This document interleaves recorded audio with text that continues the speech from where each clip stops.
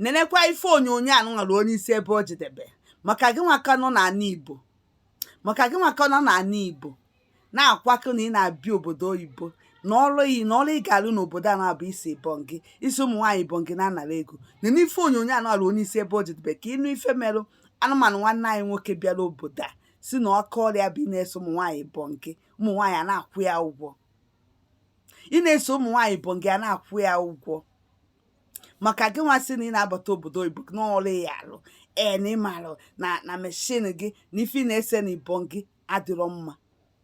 na ihe ese gwogwo na ife ị na-ese na Ibongi na isechasịa ụmụ nwaanyị na-apịa ntị na afa ya na-akwụ gị ụgwọ maka gị nwaka na-akụ iri dị nkọ iri ya nene ife mere anụmanụ nwanne anyị nwoke ebe a nwoke a mụrụ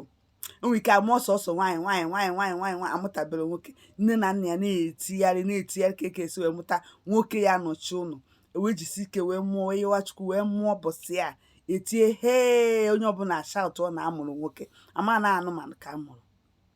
because nwoke isie na-arụ ọrụ batara obodo si na ihe oyeji wee chụọ ego ihe oyeji wee kpata ego wee bụrụ nwoke na uwe asị nwoke amụrụ ọ bụrụ nwoke ife oyeji wee bụrụ nwoke bụ ị na-esi Ibongi o nwere ọrụ ọzọ ọ na-arụ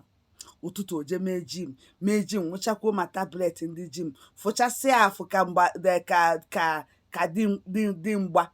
dimgba ka oge nke a na-akpe fụsịzi ebe ị na-efụsịsị afụ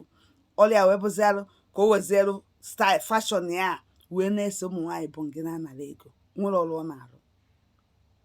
ọ bụ na ife ibere obodo oyibo ịbịa mee nenezie ife melienu chi ezori ya na ọ nwụrụ anwụ ife a na-eme na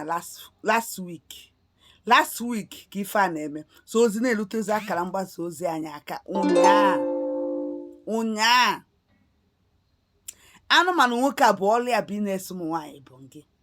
abịa na-akwụ ya ụgwọ ọbịa na-akwụ na line according to ka nsi wee nụ abịa na-akwụ na line ụfọdụ osesie ụfọdụ ha dị ịtọ dị ịnọ osegbudu ha ncha n'Ibongi ụfọdụ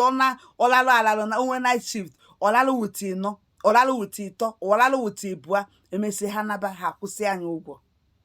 ụfọdụ oje house call na onwe nke o jezi house call nke ikpeazụ azụ nke mee na last week ka o jezi house call ije see Ibongi nwaanyị nọ na di ka ije na be ka ijeje see ka ije mee house call ọrụ aka gị bụ ije see Ibongi weluzie ebe a wụ na ọ narị abịabụ ndị mmadụ na-agwa di nke nwaanyị mana uche ya adịrị ya wee jezie bọsọ oje nwoke wee dejizielie kwadozieli ọfụma so Chukwu abi n'eluigwe bụ ife save because na bọsị ya na nwoke a nwetara red handed ka ọ gba ọtọ teja nwoke wee nwudie wee sị ya na o nwere ebe ọ na-aga dodie like this ọ gbaga egbe gbaa n'aja gbaa egbe gbakwa the other side ọ dọji anya nwunye ezi ka nwoke gbazie egbe nke ito ogbe tụọ nwunye because na anụmanụ ịmago na onye na-eme ihe na-eme jim ụmanụ ka amamọgwụ ka ọ na-anụ ka ọ maara titus o ji otu ka nwoke si agba o were nwaanyị na-echichi nwaanyị so the man na-edojizi nwunye na-agbafuzi egbe agbafu the man si na ya nwe the mistake na ọka abịa wute mmadụ ịbụọ mmadụ ịtọ this anụmanụ a escape teja ka ọ na-agbapụ n'iro teja ka ọ gbara ọtọ na-agbapụ n'iro o nwere lọk na that place abụrụ city ka ọ ya bụ ime pịam ọsọ tụrụ ozugbo odo within a second moto ndị eke agbafe na within a second ọzọ moto ndị eke na-agbafe na city steady all the time but ebe a bụ location amame suburb let me just say suburb bụ ebe a so that place o nwere ike before moto ndị eke agbafe ọ na-etake time ọ ya ezoro ya ọ na-agbazi teja n'ezi gbara ọtọ na-agba teja n'ezi otu ka esi esesi foto ya na-agagharị n'efere mba ụwa na obodo a mama enwere ike itinye ebe a nọ ịchọzi aka nsendele ya ọ bụ ọtọ teja na-agba ọsọ na-esi foto wee gbanarị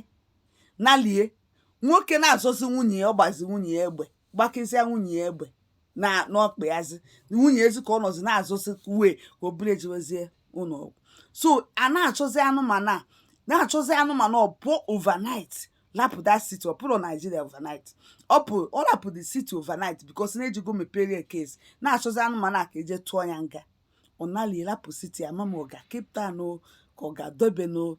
according to them from that place now ana m anụzi akụkọ yesterday na omego vom bụ nka mma karịa statement, because na aka kpalia elie ya, aka kpalia elie ya. Ọ bụ ka o si wee jecha, ọ bụ ka o si wee bịa ije ụbịa n'obodo oyibo. Isi ibongi aka ọrụ. Amakwa m na enwere aka ọrụ dị otu a. Nwoke ị na-ese ibongi na-anara ego wee jezie see nwunye mmadụ.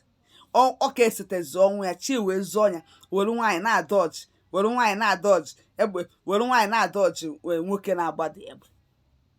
Dojigide nwaanyị ya, a na-agbapụ nwoke, agbapụ egbe n'ụlọ, na-agbazi ya wee gbakizie nwaanyị egbe n'ọkụ. And emechasị na ndị eke bịa, because ndị eke anụgo ụda egbe ha. Mebi ndị neighbors mezie kọl kpọwazie ndị eke wee bịa. Mgbe ndị eke ji wee bịazie, then akpụgo ambulance kpọrọ nwaanyị jebezi ụlọ. Kpọọ ndị eke ji bịazie, nwoke tebuzie everything, achọwazie nwoke afọzie, ọ gbagazie another city, from another city azi ka o sizi ebe a asị na ọ nago madụrọ nsọ ma ọ na-ana, because na ha ya block the whole places dewe peace ya na-echie osi akụkụ obodo na mma emesikwa weta update ya ebe a.